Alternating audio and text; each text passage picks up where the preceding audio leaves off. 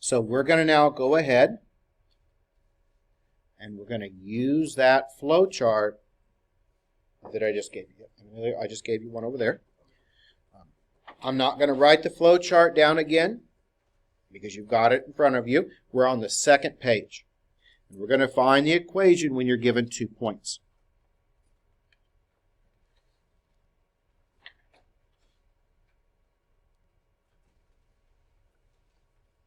And we're going to find this equation in, let's say, standard form.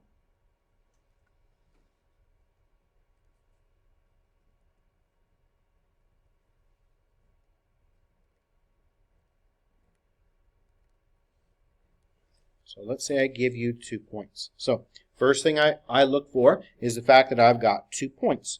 So that means then that I'm going to have to use that second page of the flowchart, the second flowchart. And so if I've got 2 points, there's just one added step. And what is that added step? We need to find the slope. So let's go ahead and find our slope. So again, follow that flowchart. Second step, find the slope. And your slope formula, in case you need it again, is y minus y1, or sorry, y1 minus y2 over x1 minus x2. And the y's go on the numerator because that's your rise. The x's go in the denominator because that's your run. So we label our ordered pair, x1, y1, and our second ordered pair, x2, y2. And fill it in. Again, watch out for things like double negatives if they appear. We'll deal with those. We just take our time, make sure we don't make a sign error. So we plug in our values. So we have 8, so that matches up with that, minus 3, that's your y2, over 4 minus 9. And 8 minus 3 is a 5, and 4 minus 9 is a minus 5, isn't it? So that makes then your slope negative 1.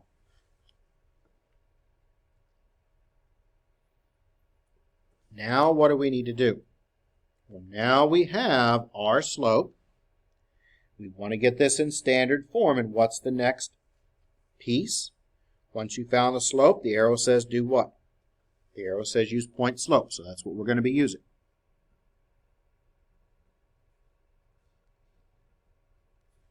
Now, it doesn't matter which points you use. You can use the 4-8 or you can use the 9-3. That's completely up to you. I'm just going to use the 4-8 since it's our first one. And then we're also going to use our slope, which is minus 1.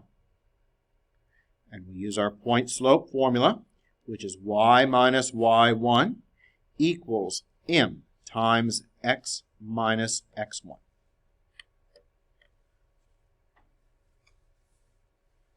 Filling in the pieces, again, x1, y1, and that is then y minus 8 equals minus 1 times x minus 4. And we'll go ahead and distribute through our negative 1.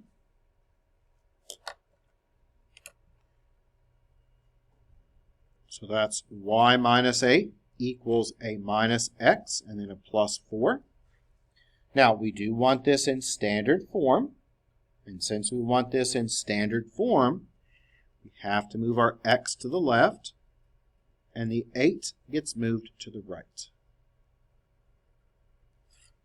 And so now in standard form, we have x plus y equals 12. And that is your answer in standard form.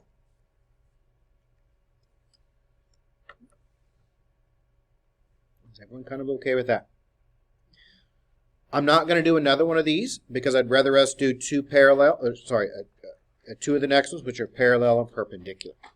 And then we'll look at some special cases and then we'll move on to the next section. Now, for the next ones, they're parallel or they're perpendicular, and I'm going to try to do one of each. These are, I think, the most difficult ones. They just take time. They're not hard. It's just easy to make a mistake with them, and it does take a little bit of time. So we're going to move on to that third page of your flow chart, and we're going to find the equation.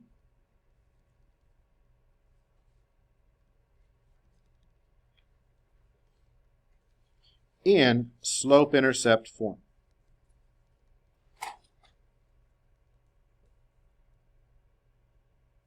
And this is when you're going to be given a point and a line equation. So you're going to be given both. And it's going to either say parallel or perpendicular. So let's say you're given this equation. How about 4x minus 3y equals 7?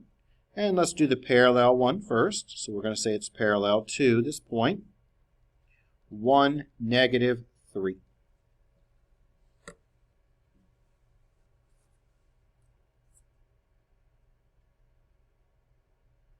So let's take a moment and think about what we've got. We've got a line equation, and we've got a point. Now we need to come up with the slope. Okay, now how can we get a slope? Well, if we had 2 points, we could calculate the slope. We don't have 2 points, but we do have an equation. And we can get that slope by taking that equation and solving it for what? Solving it for y, right? That's going to get it in slope-intercept form, and we're going to be able to get our slope. Now, what do we know about parallel lines? Their slopes are going to be the same, aren't they? So when we find our slope, we're not going to have to change it at all. That is a slope that we're going to be using with our point-slope formula. So we've got the equation, and we're going to take this equation, and we're going to solve this equation for y.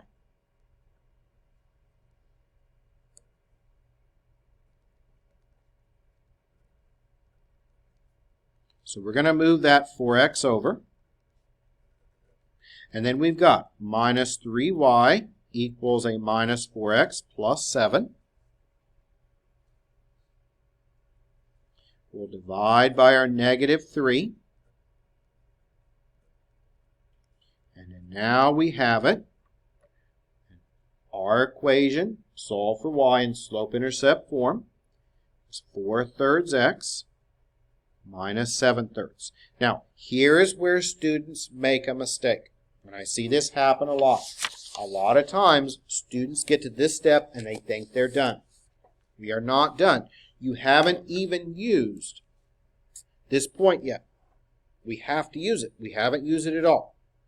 So all we've done so far is we've worked through it and we solved it for y. And so that's going to be our slope. So m is going to be 4/3. So that's the slope we're going to be using. So now that we have that slope, that's the parallel slope, right? It's the same. We don't change it at all. We use that slope with that point, and we get it now in slope-intercept form. So that's our next step, is now we use our point-slope form to get it eventually in slope-intercept form. And we're going to use this 4/3 for my slope. And we're going to use the point 1, negative 3. My formula is y minus y1 equals m times x minus x1. And again, it's just kind of what I do. I always write the equation down so that we can visually see that equation. And so we can see where all the pieces go. If you don't want to write the equation down every time, you don't have to, but I do think it's something useful. I think it helps. I think it reinforces the equation. And I do think it makes it easier to not get confused.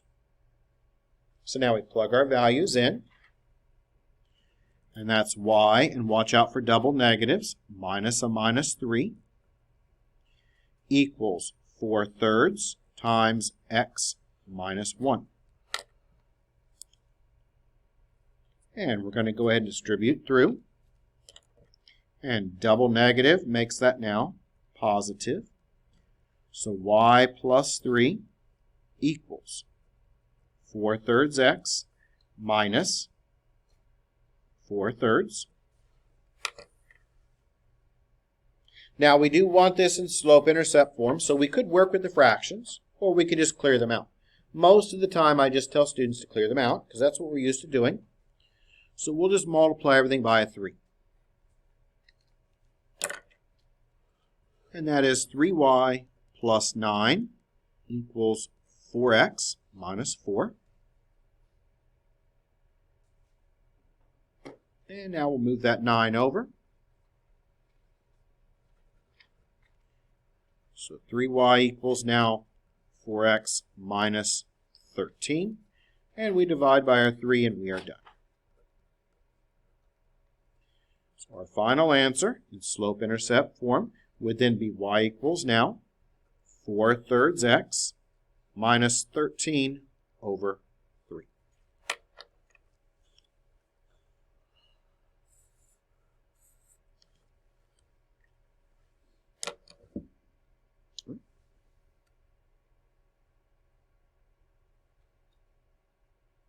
Okay, one more. And then we'll talk about the special cases really quickly. And then we'll move on to graphing nonlinear functions.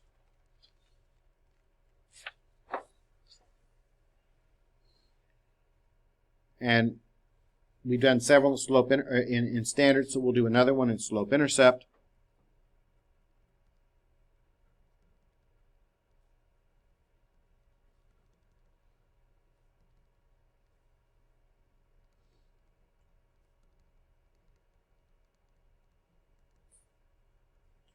And let's see, you're given about the point 1, 5, and we want it to be perpendicular to.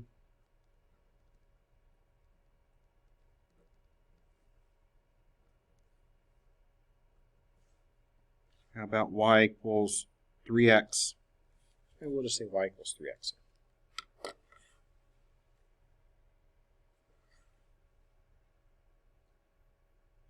So we want to get this in slope-intercept form. Now, what are we given? Again, always look at it as what you're given. We are given a point, and we are given a line equation. Now, what do we need to do? The first step says solve that equation for y. Well, this one's nice because it's already been solved for y.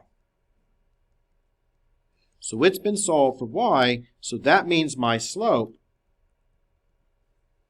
is 3.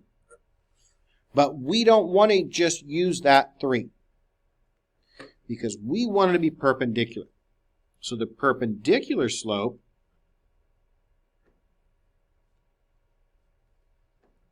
is what we're going to be using. And we're going to be using this one. We're going to be using m equals -1/3. That's what we're going to be using. Okay, we want that perpendicular slope. And how do we get that perpendicular slope? Negative reciprocal. So what does that mean? Flip that 3 over. That makes it a third. Change the sign. So negative or opposite reciprocal. Flip it over. Change the sign. Now, once we have that, we've got our new slope that we're going to be using. And we've got our original point. So now we can use point slope.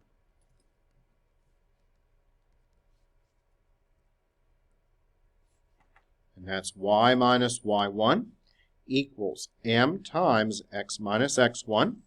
And we're going to be using this point, 1, 5, with that slope of -1/3.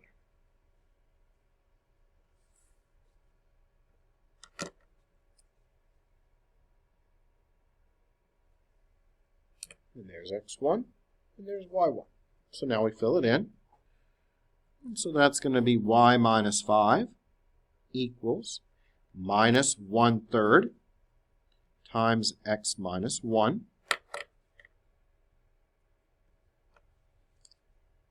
And we distribute that -1/3 through. So y minus 5 equals minus 1/3 x. Watch your signs. Double negative makes it a positive 1/3.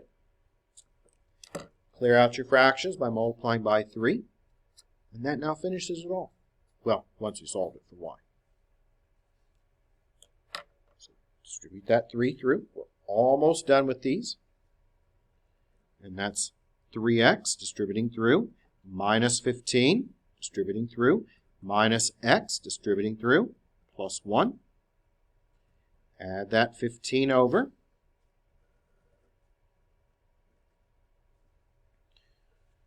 So 3y equals now a minus x plus 16. We'll divide by our 3, and we're now done.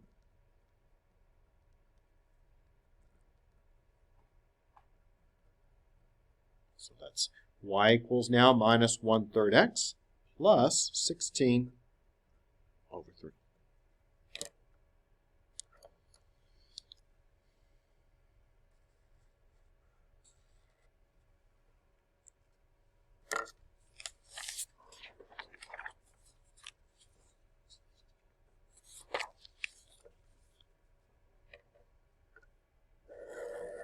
Now, all we need to look at in this section is a few little loose ends to cover.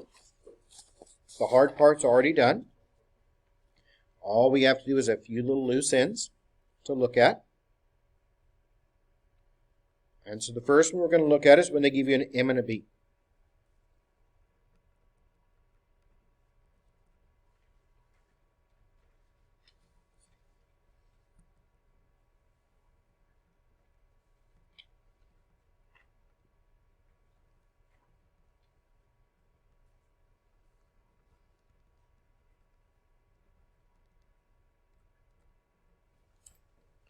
So this one, we're just going to go over quickly.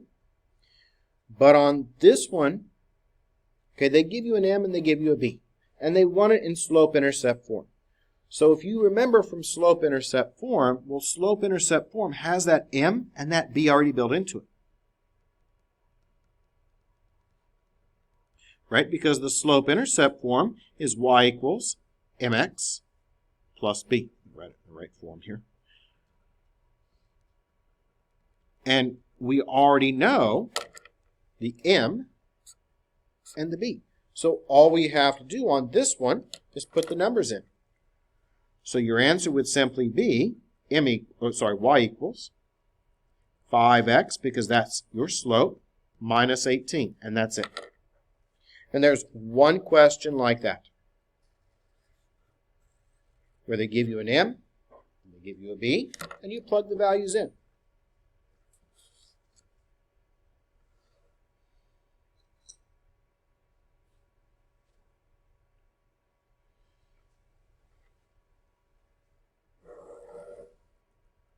Now let's look at two others where you're given either an X line or a Y line.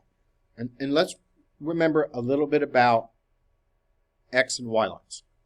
So an X line, when it's X only, that's going to be a vertical line.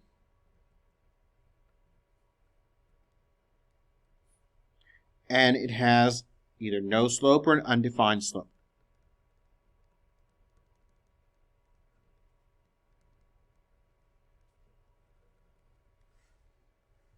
When it's a Y-only line,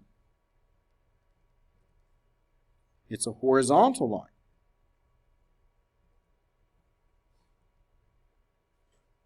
And its slope is 0.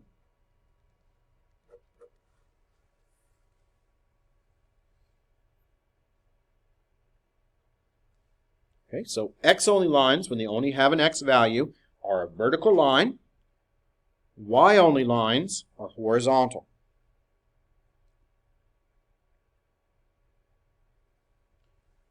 We're going to do two of these. We're going to do one where it's parallel and one where it's perpendicular.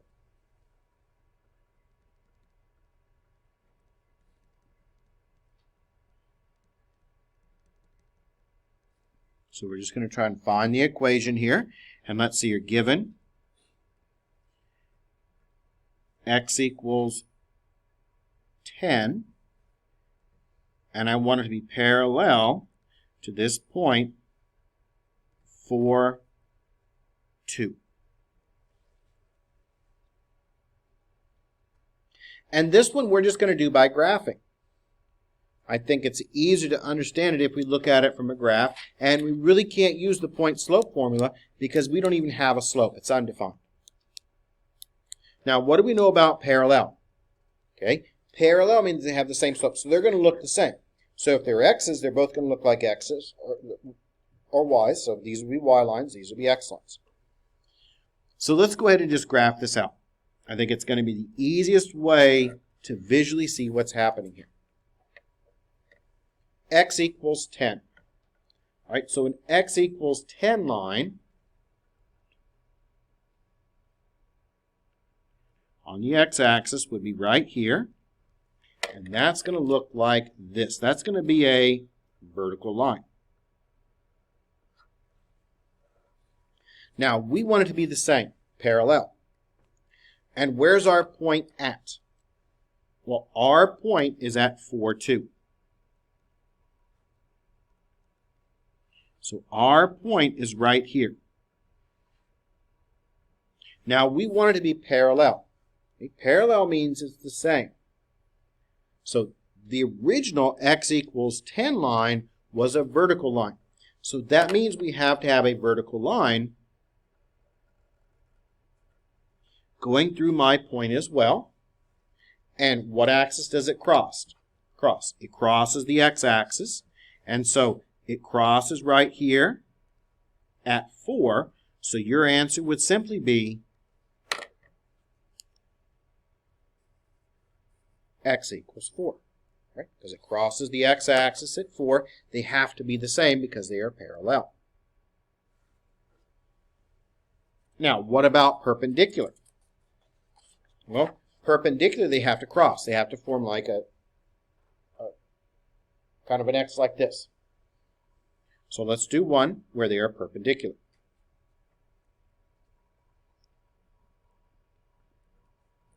So we'll find the equation again.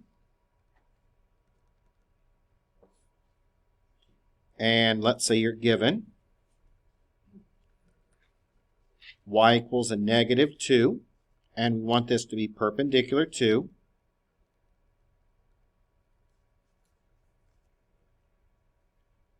negative 9, 4.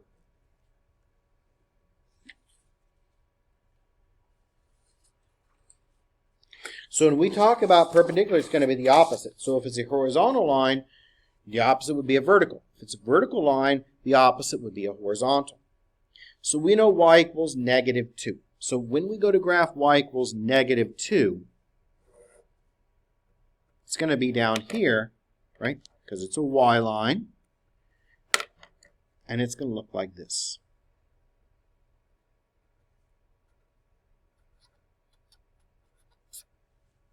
Now, where's our point at?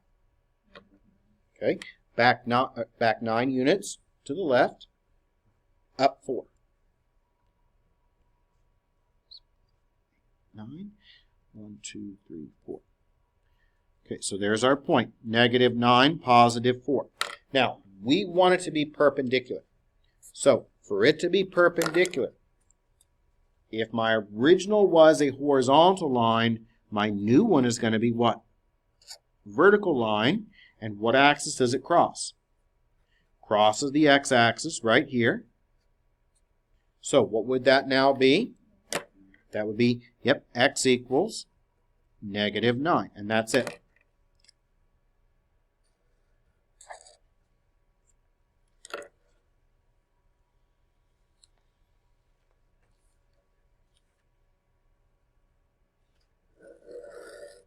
Now we're going to move on, and we're going to look at the next sections. The next two sections are combined together.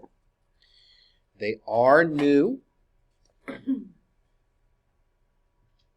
They're something brand new, but they're actually kind of fun to do. It's not calculational. It's just understanding the pictures. So if you look in the back cover of your textbook. So let's go to the back cover of our textbook. And if you go to the back cover, you're going to see some basic graphs. So we're going to look right up here. Now, each one of these is different, and they're labeled based upon the operation. So if it's x squared, it's going to be a squaring function. If it's x cubed, it's a cubing function. If it's a square root, it looks like that. Cube root is going to look like that. Absolute value looks like that. And greatest integer, we'll talk about that later. And reciprocal, we don't cover that. That's more of a advanced topic there. So we just cover these 7. And the identity we've already done. So we don't use that one because that's a line, right? They call it identity, it just means it's a line. So we look at our operation, we're going to identify what graph it is, and then we're going to talk about the translations.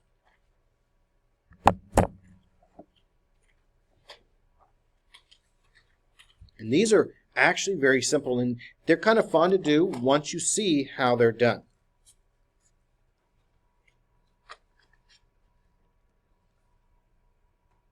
Now, it can be either f of x or it can be y. But we're going to try to graph this one.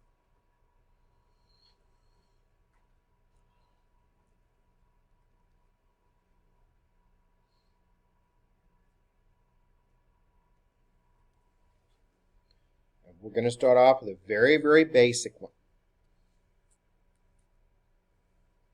The first thing we do when we look at this is we identify the operation that's happening to the x.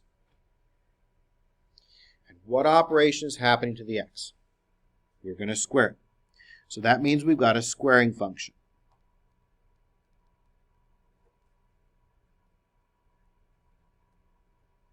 Now the squaring function graph, and I always just do a quick sketch over to the side, looks like a U. Right? If you go to the back cover of your textbook and you look at the squaring function, because it's x squared, so that tells you it's a squaring function. That's what it should look like. It's going to look like a U. So at the end, when we're done, it better look like that U. And this 4 out in front, this is kind of like the slope. It's not really your slope because this is nonlinear, but it's like the slope. And we're going to start, since there's no number on the end, we're going to start at 0, 0.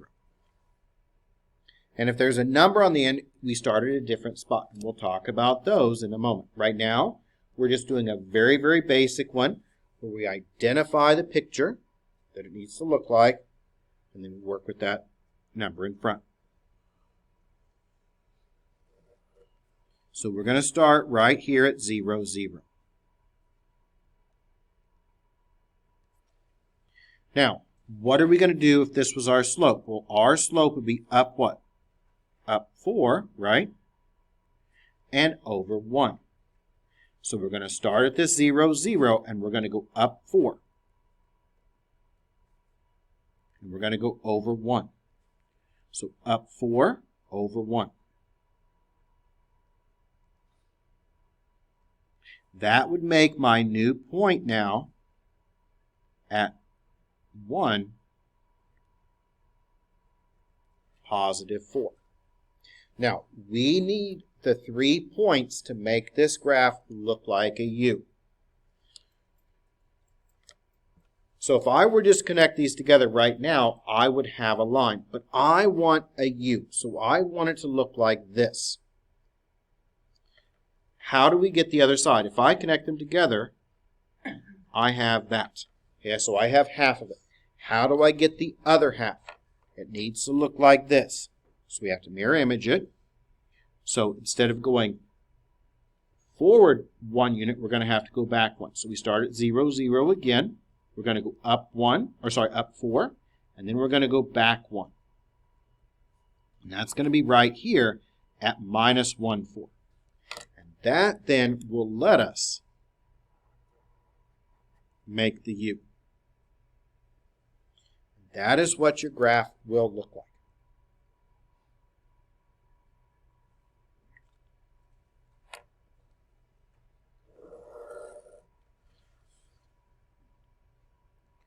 Let's try one more.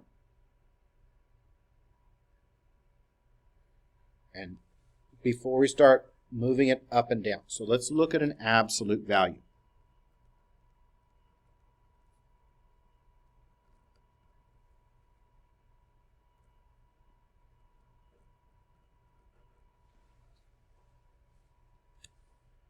So the first thing I do whenever I go to graph these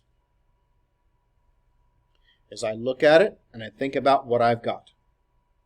So what is happening to the x? What's around that x? Absolute value, right? So what does the absolute value graph look like? If you need to, go to the back cover of your textbook. Absolute value looks like that, doesn't it? Looks like a V. So ours needs to look like that. Now, it might be upside down, which this one will be because of the negative. But it's going to be a V. It should look like this because it's an absolute value.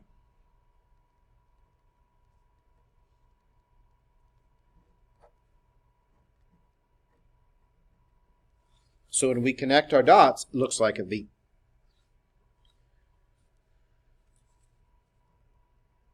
That is like your slope. So that would be like a -3 over 1. So you're going to have to go down and then over. And there's no number, so we're going to start at 0, 0.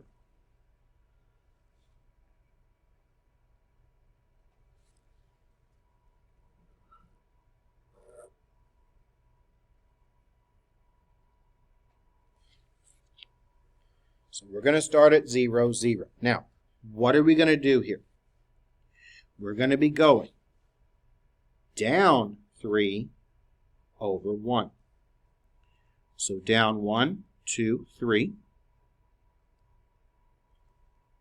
and over 1.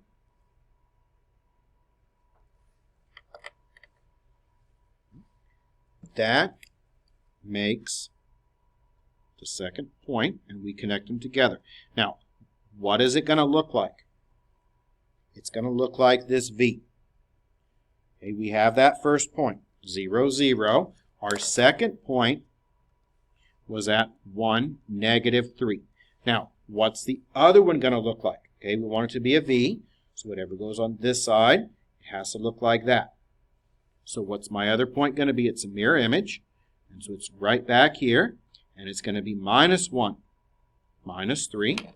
And then when we connect them together, what do we get? We get our V. Now, why is it opening upside down? Because it is negative. Why does it look like a V? Because it's an absolute value.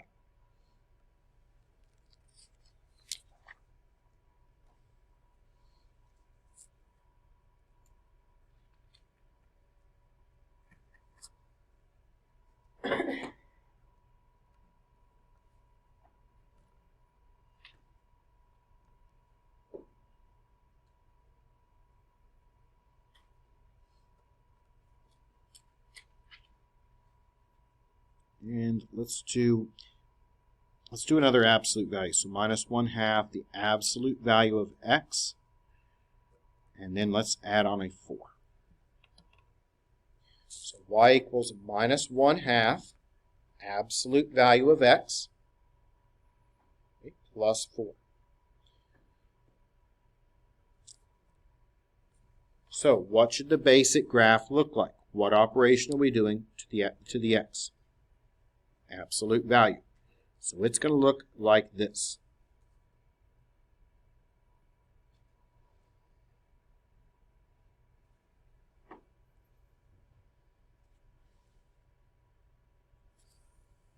It does have something new. It does have that 4 on the end. And that 4 is like your y-intercept. So that is your y-intercept. It's going to cross the y-axis at 4. So that means we've got the point 4, and that's going to make it move up 4. So we're not going to start at 0, 0. We're going to start at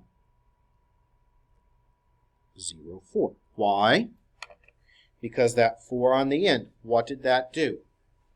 Forced it to go up 4 units. And what are we going to use for my slope? Now we have to be careful with these. This is a little bit different too. When we look at that minus 1/2, we have to make it a fraction. It is a fraction, we have to put it over 1. So anytime you have a fraction, you have to make it a fraction on top, fraction on the bottom, so we have to make it over 1. So it must be over 1. Otherwise, your graph will look distorted.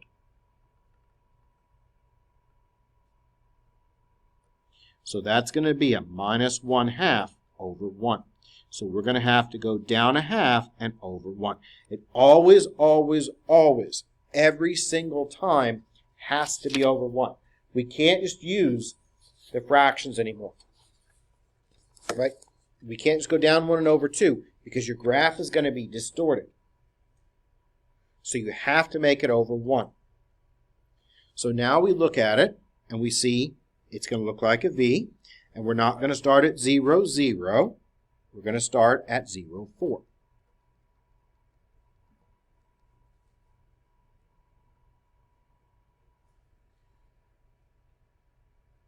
What are we going to do? We're going to go down 1/2, and we're going to go over 1. So we're going to have to go down about 1/2 and over 1. And you can label them if you want, or you can just mark them on the graph. When we have these fractions, it's easier if you just mark them and just kind of guess as to where it's going to be.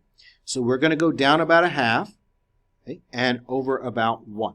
So down about 1/2, over 1. So that makes that. What about the other side? What is it going to have to be done? Down about 1/2, and it's going to go what? Back about 1. So that makes my second dot there. Now let's talk about this for a moment, and let's talk about what happened to the graph. The 4 on the end. What did that 4 on the end do to the graph? It slid it up 4 units, didn't it? Okay? Now, what about the negative in front of the x here? What did that negative do? Instead of making it open up like this, what did it make it do? Down like that, right? So it flipped it over. And what about that 1/2? Okay, normally it's at 1 like this. So this is at 1, but when it's 1/2, fractions actually make it widen out. So fractions make it widen. Numbers bigger than 1 or make it contract. So that's like why on the last one that we did, this one here, see this one, we did the same thing, but it's a little bit narrower. Why is it so much narrower? Because of 3. And 3 means it's going to be 3 times as narrow. If this would have been a third, it would look like this. Okay, but ours is a 3, and it's negative, so it's upside down, so it makes it pretty narrow. So fractions narrow it out, whole numbers bring it out.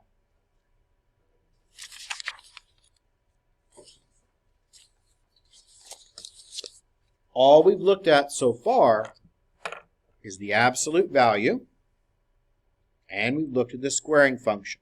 So let's now broaden out a little bit into the others. So let's look now at a cube function.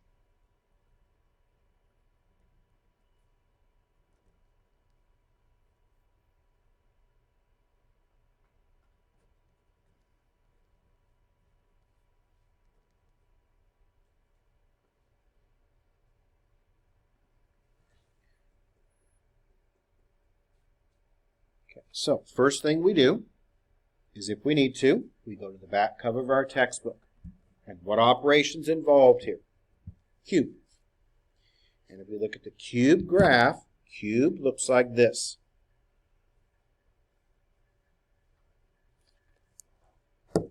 So I always like to draw it to the side for reference. So this is the cube.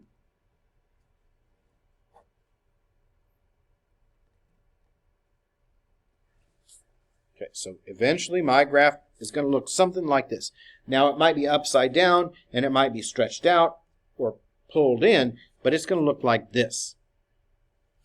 And then we look, and we look for the number on the end. And in this case, we have a 2 on the end, so that means we go up 2. So where do we start at?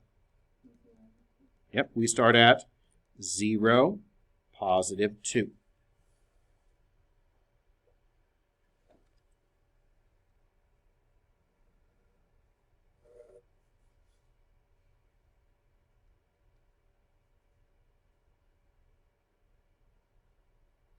So there's that starting point.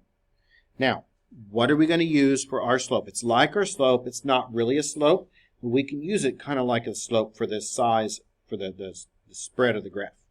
So when we look at this 1/3, we have to take that 1/3, and we have to make it over 1.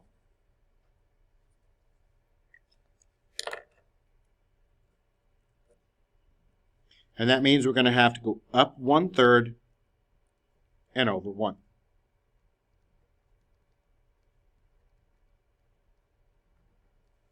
And with these fractions, you just kind of approximate. Right? Not going to be perfect graphs. When we look at this, we say we want to go from our point right here. That's our starting point. We want to go up about 1/3 and over 1. And 1/3 is in between these two, and it's a little bit closer to the lower. So it's a little bit closer to 2. So we're going to say it's right about there. Approximately. So up 1/3, over about 1. And we need to make it look like this. So this is going to kind of curve in a way like that. So that's half of it. Now, unlike the squares and unlike the absolute values, we're not going to go up, right? Because that would make it look like this. And we don't want a U. We want it to look like this. So what do? We go down about 1/3 and over about 1.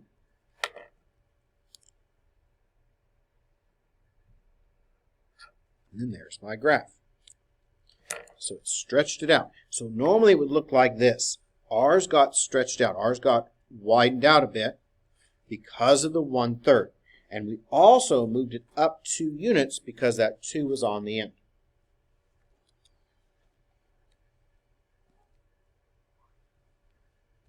Let's do a couple more. And then we'll take a short break, come back and finish up these 2 sections.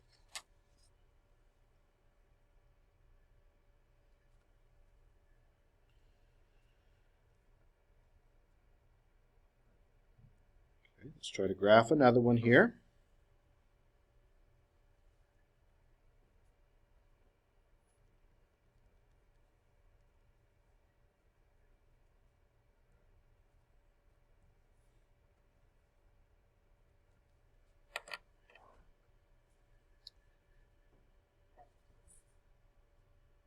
Right, so when we want to graph this, we look at it. What's happening to the graph? What operations around that x? Square root, right? So what does our graph look like? We go to the back cover. We look it up. And it looks like that one, doesn't it? Square root. So that's what our picture is going to look like. And I always like to write the picture over to the side.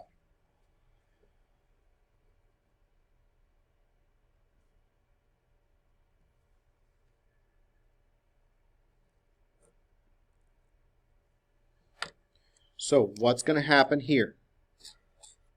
The 3 is on the end, and it's on the end, so that controls your up and down. And it's on the end, and it's negative. So we're going to move it down 3 units. So we're going to move this down 3 units. So where are we going to start at? Yep, 0, negative 3.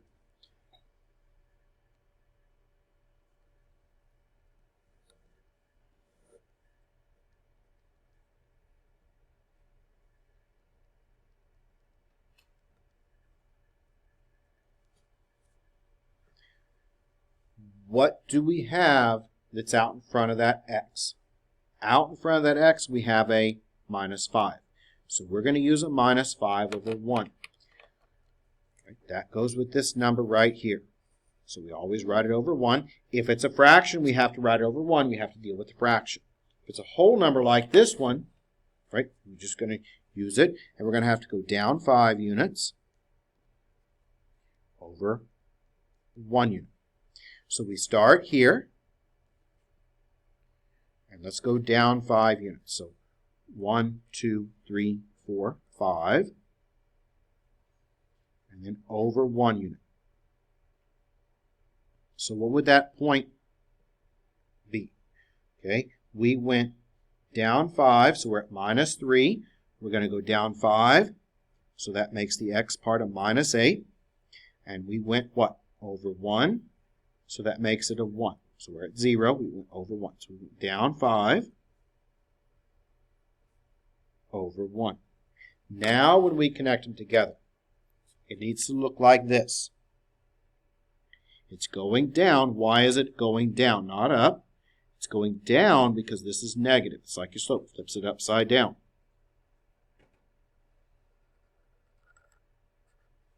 And we just connect it together like that. So see, pulled it, and made it a lot taller. Right? Because normally, if it was just, right, see if it was 1, it would just be down 1 over 1, and it would look like this.